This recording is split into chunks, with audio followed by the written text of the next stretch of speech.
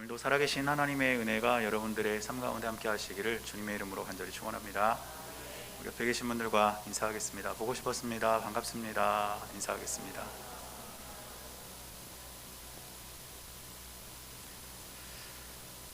여러분 한 주간도 평안하셨죠?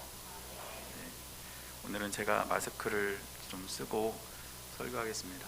제 소리가 잘 안 들릴 수도 있고 저도 안경에 김이 자꾸 서려가지고 불편하기는 한데, 제가 어제부터 목이 심하게 잠기더라고요. 그래서 다른 때 같으면 별로 신경 안 쓸 텐데 요즘은 때가 때이니만큼 굉장히 예민해져가지고, 여러분 다른 증상은 없습니다. 걱정하지 마세요. 네, 그래서 자가진단 키트로 검사도 해보고 한 줄 나왔어요. 한 줄 나왔고, 그래도 혹시 몰라서 지금 제 주머니에 소독제 갖고 다니면서 수시로 지금 손 막 소독하고 있고요. 문 열 때는 제가 일부러 이렇게 몸으로 열고 이렇게 다니고 있어요 지금. 그러니까 오늘 제가 여러분들과 좀 거리두기를 할 예정이니까 여러분 아무래도 건강 해치지 않도록, 코로나 때문에 어려움 당하지 않도록 늘 주의하시기를 부탁을 드립니다. 너무 많이 확산해가지고 이제 어디서 걸려도 이상하지 않은 때가 된 것 같아요. 그렇죠? 아무쪼록 주님이 주시는 건강 또 평안을 누리시는 여러분들이 될 수 있기를 바랍니다. 오늘 우리가 신천임원 임명예배로 예배를 함께 드리고 있다가 광고 시간에 광고 마치고 이제 임명 예식을 진행을 하려고 하는데, 그래서 오늘은 우리가 그 임원에 대해서 함께 좀 말씀을 나눠보려고 합니다. 우리 한국교회가 단시간에 부흥하고 성장해서 세계 교회 역사에 찾아볼 수 없을 만큼 큰 성장을 이루었습니다. 참 자랑이라고 할 수도 있겠죠. 그런데 그런 자랑거리들이 많은 만큼 부끄러운 모습들도 우리 한국교회는 많이 있는 것 같아요. 그 중에 하나가 뭐냐면, 목회자들이 자녀에게 담임 목사직을 물려주는 것입니다. 흔히 우리가 이제 교회의 세습이라고 하죠. 그거에 대해서 부정적으로 생각하시는 분들도 있고, 또 뭐 그렇게까지 생각해야 되냐 이런 분들도 있지만, 전반적으로는 교회 안에서 그리고 또 교회 밖에서 전부 다 부정적인 시각들이 좀 많이 있는 것은 사실입니다. 그래서 한 번은 이제 어떤 조사기관에서 그렇게 담임 목사직을 자녀에게 물려준 교회들을 조사를 해봤대요. 조사를 해봤더니 그렇게 담임 목사직을 물려준 교회들 중에서 그 목사님이 그 교회를 개척했거나 아니면 큰 부흥을 이룬 교회들이 압도적으로 많았다고 합니다. 그러니까 이 사실은 뭘 의미하는 걸까요? 내가 이 교회를 개척했고 내가 열심히 목회해가지고 이 교회를 이만큼 부흥시켰으니까 내가 내 자녀에게 담임 목사직을 물려주는 것은 어느 정도 합리적이다, 이런 마음이 그 밑바탕에 좀 깔려 있는 겁니다. 그리고 그 안에는 내가 교회의 주인이라는 것, 이런 마음이 어느 정도 자리 잡고 있다고 볼 수 있는 것이죠. 여러분, 우리 기뻐하는 교회는 제가 개척했습니다. 다 아시죠? 네. 우리 교회 건축할 때 건축비 부족해가지고 저희 집에 있는 통장에 10원짜리까지 긁어가지고 헌금하고, 여기 옆에 있는 뭐 다 제가 붙인 거예요. 물론 도와준 사람도 있었지만 페인트도 칠하고 전기선도 제가 다 하고, 하여튼 고생 많이 했어요, 교회 지으면서. 그럼 이 교회가 제 건가요? 아니죠. 만약에 제가 여러분들에게, 여러분 기뻐하는 교회는 제가 개척했고 제가 헌신도 굉장히 많이 했으니까 이 교회는 제 겁니다, 이렇게 말한다면 여러분들은 어떤 반응을 보일까요? 담임 목사 갈아야 되겠다, 이렇게 반응하실 거예요. 그게 맞죠. 또 만약에 혹시라도 제가 정신이 좀 이상해져 가지고 그렇게 얘기를 하면 여러분 바로 바꾸세요. 아시겠죠? 아멘 하셨어요 지금 어디서. 교회는 목사의 것이 아니죠. 교회의 주인은 하나님이십니다. 그리고 예수 그리스도께서 우리 교회의 머리가 되십니다. 그럼 우리는 어떤 사람들이냐면, 청지기로서 하나님께서 우리에게 맡겨주신 이 교회를 함께 세워가는 사람들이에요. 그래서 여러분들이 누구 한 사람에게 교회에 관한 모든 일을 다 몰아줘서도 안 됩니다. 물론 저는 목사이고 또 목회를 한 것이 말하자면 저의 직업으로 그렇게 이해할 수도 있기 때문에 여러분들이 저한테 목사님이 다 하세요 이렇게 말할 수도 있어요. 목사님이 청소도 하고, 목사님이 빨래도 빨고, 목사님이 세차도 하고, 목사님이 신방도 하고, 목사님이 설교도 하고, 찬양인도도 하고, 유리창도 닦고, 또 뭐 있을까요? 하여튼 그런 거 다 하라고 저한테 말할 수도 있죠. 물론 제가 우리 교회를 목회하면서 담당해야 할 어느 정도의 일들은 분명히 있습니다. 그러나 또 한 가지 분명한 것은 여러분도 우리 교회를 함께 세워가야 된다는 거예요. 그래서 저의 어떤 목회 지론 가운데 하나는 뭐냐면, 우리 성도들이 생계에 지장을 받지 않는 범위 안에서, 그리고 가정생활에 지장을 받지 않는 범위 안에서 교회는 함께 섬겨야 한다. 저는 그렇게 믿습니다. 그래서 우리 기뻐하는 교회의 모든 성도들은 누구 한 사람에게 치우친 교회가 아니라 우리가 서로 함께 하나님께서 맡겨주신 이 교회를 세워나가는 귀한 은혜가 저와 여러분들에게 있게 되시기를 바랍니다. 그 교회가 건강한 교회입니다. 그리고 오늘 본문을 보면 이렇게 함께 세워가는 공동체, 함께 세워가는 교회의 특징이 몇 가지로 나와 있는데, 그 내용을 좀 살펴보면서 오늘 임직하신 우리 임원들, 그리고 이미 직분을 받으신 여러분들이 한번 이 말씀에 여러분들의 삶을 비춰보시기를 바랍니다. 첫 번째로 함께 세워가는 공동체의 특징은 뭐냐면, 문제가 생겼을 때 지혜롭게 대처한다는 겁니다. 오늘 1절을 보니까 이렇게 기록합니다. 그때 제자가 더 많아졌는데 헬라파 유대인들이 자기의 과부들이 매일의 구제에 빠짐으로 히브리파 사람들을 원망하니, 이렇게 기록합니다. 여기를 보니까 헬라파 유대인들이, 그 헬라파 유대인들 과부들이 구제의 대상에서 빠지게 되는 것에 대해서 히브리파 사람들을 원망했다, 이렇게 나옵니다. 초대교회 당시에는 유대인들이 두 파가 있었는데요, 한 파는 히브리파 유대인들이 있었고 한 파는 헬라파 유대인들이 있었습니다. 히브리파 유대인들은 어떤 사람들이냐면 그 지역에, 본토에 계속해서 대대손손 살던 사람들이에요. 그러니까 언어도 그들의 모국어인 히브리어를 사용을 했습니다. 그런데 헬라파 유대인들은 누구냐면, 나라가 망했을 때 뿔뿔이 흩어져서 그곳에서 머물러 살면서 이제 세계의 정서가 바뀌고 이러면서 그곳에서 헬라 문화를 접하고 헬라어를 익힌 그런 사람들이 헬라파 유대인들이었습니다. 그리고 이들이 오순절 성령 강림 사건 때 이쪽으로 들어가게 되면서 초대교회에는 히브리파 유대인들과 헬라파 유대인들이 함께 공존을 하게 됐다는 거예요. 그런데 그 당시에 교회 안에서는 구제를 했는데요, 이제 혼자 된 우리 여성분들을 도와줬습니다. 그런데 헬라파 유대인들이, 우리 헬라파 유대인들 중에 혼자 된 여자들이 있는데 왜 안 도와주냐 이러면서 히브리파 유대인들에게 이제 원망을 하고 그들에게 문제 제기를 한 거예요. 이게 오늘 본문에 나오는 초대교회에 들어있는 하나의 문제점입니다. 그런데 이러한 문제가 생긴 것은 일부러 히브리파 사람들이 헬라파 유대인들을 무시해서 그런 것이 아니라 두 가지 이유에서 오해가 있었기 때문이에요. 첫 번째는 뭐냐면 언어가 통하지 않기 때문이었습니다. 예를 들면 히브리어로 어디로 오십시오 이렇게 안내를 해도 그 말을 못 알아들으면 그곳으로 못 가는 거예요. 그래서 거기서 쌀을 나눠주고 옷감을 나눠줘도 못 받는 거죠. 이런 오해가 있었고, 또 한 가지는 사도들은 전부 다 히브리파 유대인들이었는데 사도들이 너무 바쁜 거예요. 말씀도 전해야죠, 사람들에게 가르쳐야죠, 또 오늘 본문에 있는 구제도 해야죠, 봉사도 해야죠. 이런 일들이 너무 많으니까 일의 우선순위에 따라서 사역을 하다가 실수로 빠뜨린 거죠. 그래서 이런 이유로 이러한 문제들이 생겼는데, 초대교회 안에서는 이 문제에 관해서 감정적으로 대응하지 않았습니다. 이 문제를 통해서 다른 사람들에게 손가락질하거나 비난하거나 이것이 교회의 분란거리가 되도록 두지 않았다는 거예요. 그래서 이 문제를 지혜롭게 해결했는데, 그 지혜롭게 해결한 방법이 뭐였냐면 구제를 담당할 덕망 있는 지도자를 세우는 일이었습니다. 그러므로 이 문제를 지혜롭게 초대교회가 해결을 해나갔던 것이죠. 저는 우리 교회가 문제가 생겼을 때 그 문제를 지혜롭게 해결할 수 있는 힘을 가진 교회가 되기를 바랍니다. 욕심 같아서는 우리 교회에 아무 문제가 없었으면 좋겠지만 그건 말 그대로 욕심인 것 같아요. 왜냐하면 서로 생각이 다르잖아요. 서로 주장하는 것도 다르고 다 달라요.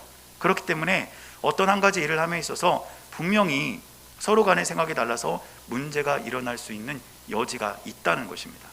그러나 그때 우리가 교회 안에서 감정적으로 대응하고 그 문제거리를 빌미 삼아서 팔을 나누고 서로 이렇게 앙숙이 되어가는 것이 아니라 그 문제를 지혜롭게 해결할 수 있는 저와 여러분들이 될 수 있기를 축복합니다.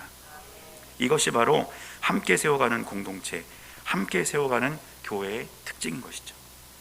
그리고 함께 세워가는 공동체의 두 번째 특징은 무엇이냐면 영성과 도덕성을 가진 일꾼을 세운다는 것입니다. 그 문제 해결이 바로 지도자를 세우는 것이었는데 영성과 도덕성을 갖춘 지도자를 세우는 것, 이것이 함께 세워가는 교회, 함께 세워가는 공동체의 특징이었다는 것입니다. 3절을 보니까 이렇게 기록합니다. 형제들아, 너희 가운데서 성령과 지혜가 충만하여 칭찬받는 사람 7을 택하라. 우리가 이 일을 그들에게 맡기고. 지금 사도들은 구제하고 섬기는 일을 위해서 7명의 집사를 따로 세우기를 원합니다. 그리고 사도들은 말씀을 가르치고 기도하는 일에 전념하기를 원해요. 그래서 7명의 집사를 세웠는데 초대교회 7집사의 중요한 두 가지 기준이 있어요. 첫째는 무엇이냐면 영성의 부분입니다. 3절을 보면 성령과 지혜가 충만하여 이렇게 되어 있어요. 이 말은 영성의 영역입니다. 그리고 또 한 가지가 칭찬받는 사람 이렇게 되어 있는데 이것은 도덕성의 영역이에요. 그러니까 초대교회에 세워진 임원들, 초대교회에 세워진 영적인 지도자들은 영성과 도덕성을 함께 가진 사람이어야 했다는 것입니다. 그리고 이것은 단지 이때만 해당되는 일이 아니라 성경을 보면 지도자를 세울 때 항상 이 두 가지를 함께 고려합니다. 출애굽기 18장 21절을 보면 이제 모세의 재판을 도울 재판관을 세우는 문제가 나오는데 여기 보니까 이렇게 기록합니다. 너는 또 온 백성 가운데서 능력 있는 사람들 곧 하나님을 두려워하며 진실하며 불의한 이익을 미워하는 자를 살펴서 백성 위에 세워 천부장과 백부장과 50부장과 10부장을 삼아. 이렇게 기록하죠. 여기를 보면 하나님을 두려워한다, 이것이 바로 영성의 영역입니다. 그리고 진실하며 불의한 이익을 미워한다, 이것은 도덕성의 영역이죠. 그리고 또 느헤미야 7장 2절을 보면 재건된 예루살렘의 지도자를 세우는 문제에 대해서 하나냐라는 사람을 언급하는데 이 사람을 어떻게 언급하는지를 우리가 볼 수 있습니다. 한번 스크린을 보시고 한번 말씀을 한번 같이 읽어볼까요? 느헤미야 7장 2절을 함께 읽겠습니다. 시작.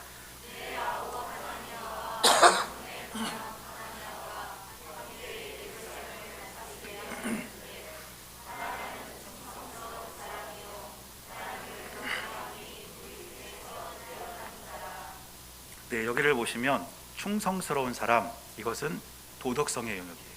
그리고 하나님을 경외함이 무리 중에서 뛰어난 자, 이것은 영성의 영역입니다.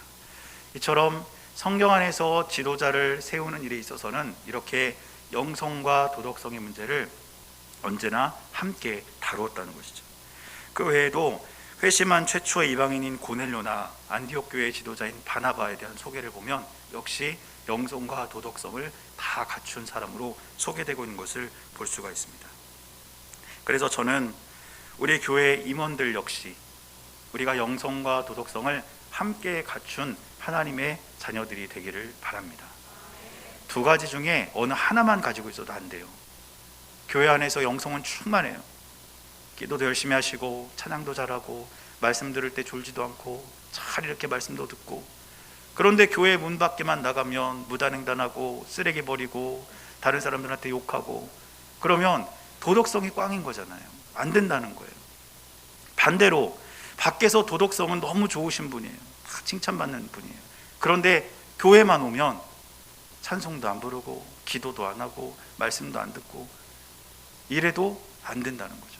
그래서 저와 여러분들은, 우리 교회 모든 임원은 영성과 도덕성에 있어서 함께 갖춘 하나님의 귀한 자녀들이 될 수 있기를 주님의 이름으로 간절히 축원합니다.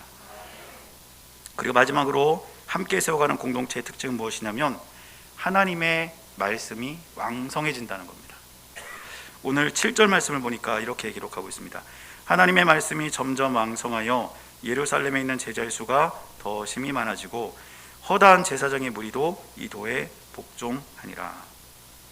지금 7절은 7집사를 세우고 난 이후에 일어난 일에 대해서 요약적으로 기록을 하고 있는데, 이 말씀을 보니까 하나님의 말씀이 왕성해졌고 그로 인해서 일어난 두 가지 일을 이야기하고 있습니다. 첫째는 뭐냐면 제자의 수가 많아졌다는 거예요. 여기서 우리가 집중해서 봐야 될 게 뭐냐면 제자라는 단어입니다. 무리가 아니에요. 그냥 어쩌다 한번 교회에 온 그런 무리가 아니라 예수 그리스도를 따라 살기로 결단한 제자의 수가 많아졌다는 것입니다. 그리고 또 한 가지는 허다한 제사장의 무리가 이 도에 복종했다, 복음 앞에 무릎을 꿇었다, 이렇게 기록합니다. 이것은 굉장히 충격적인 사건이었습니다. 그 당시에 제사장들의 무리가 이제 예루살렘 성전을 관리하면서 그곳에서 일어나는 제의를 관리를 했는데, 요세푸스라는 역사가가 이 당시 기록을 남긴 것을 보면 제사장의 무리가 4개 조로 구분이 되어 있었다고 그래요. 이 4개 조가 돌아가면서 성전을 24시간 관리하고 제의를 주관을 한 거죠. 그런데 한 조당 제사장과 그와 관련된 사람들이 몇 명이었냐면 약 5천 명입니다. 그러면 4개 조니까 2만 명이에요. 그렇죠? 엄청나게 많은 숫자입니다. 그런데 이렇게 많은 제사장의 무리가 예수 그리스도의 복음 앞에 무릎을 꿇었다는 거예요. 여러분, 유대인들이 어떤 사람들이에요? 예수님께서 메시아라는 사실을 부정하는 사람들 아닙니까? 지금도 유대인들은 예수님의 메시아이심을 부정해요. 아직 메시아가 이 땅에 안 왔다고 믿어요. 그런데 그런 제사장들이 이 복음 앞에 무릎을 꿇고 메시아이신 예수 그리스도를 인정하고 그들의 마음을 돌이켜 주님께로 돌아왔다는 것은 엄청난 일이라는 거죠. 이런 일이 일어나게 된 동기가 뭐였냐면 말씀이 왕성해졌기 때문이에요. 초대교회 일꾼들을 세우고 그 일꾼들과 함께 동역을 하면서 하나님의 말씀이 왕성해지자 이런 일이 일어났다는 것입니다. 사랑하는 여러분, 함께 세워가는 공동체, 함께 세워가는 교회의 목표는 바로 하나님의 말씀이 왕성해지는 것입니다. 하나님의 말씀을 풍성히 누리는 것이 우리 교회의 목표가 되어야 될 줄 믿습니다. 함께 세워가는 교회의 목표는 더 많은 땅을 사고 더 크고 멋진 교회를 짓고 더 유명한 교회가 되는 것에 있지 않아요. 함께 세워가는 교회의 목적은 하나님의 말씀이 먼저 우리 안에 풍성히 임하고 그 말씀이 저와 여러분들의 삶을 이끌어가는 동기가 되고 저와 여러분들이 세상에 나가 살아갈 때에 우리를 통해 하나님의 말씀이 세상으로 흘러가는 것, 그것이 우리 교회의 목표가 되어야 될 줄 믿습니다. 그래서 간절히 바라기는 우리 교회는 여러분들 한 분 한 분 임원들이 그렇게 하나님 말씀을 사랑하는 분들로 세워져서 여러분들의 삶 가운데 주의 말씀이 풍성한 은혜가 있게 되시기를 주님의 이름으로 간절히 축원합니다. 우리 교회는 지금 많은 분들이 헌신적으로 우리 교회를 섬겨주고 계세요. 저는 그 사실에 대해서 너무너무 감사를 드립니다. 말로 다 표현하지 못할 정도로 우리 교회의 모든 성도님들이 각각 맡겨진 달란트에 따라서 우리 교회를 너무너무 진실하게 섬겨주고 계시는 것을 제가 너무 잘 알아요. 그런데 우리가 오늘 이 신천임원 임명 예배를 통해서 한 걸음 더 나아간다면 우리가 영성과 도덕성을 겸비한 하나님의 일꾼들이 되기를 바랍니다. 그리고 그렇게 우리의 삶 가운데 하나님의 말씀이 충만해서 오직 주님만을 믿음으로 바라보며 하나님께 영광을 돌리는 저와 여러분들 그리고 우리 교회가 될 수 있기를 주님의 이름으로 간절히 축원합니다. 기도하겠습니다. 사랑하는 하나님, 하나님의 은혜와 사랑이 우리 가운데 있음을 기억하며 하루하루를 믿음 안에 살게 하여 주시고 주님만을 바라보며 함께 세워가는 공동체를 이루어갈 수 있도록 우리의 삶을 인도하여 주옵소서. 우리 주님께서 함께 해주실 것을 믿으며 살아계신 예수님의 이름으로 간절히 기도드렸습니다. 아멘.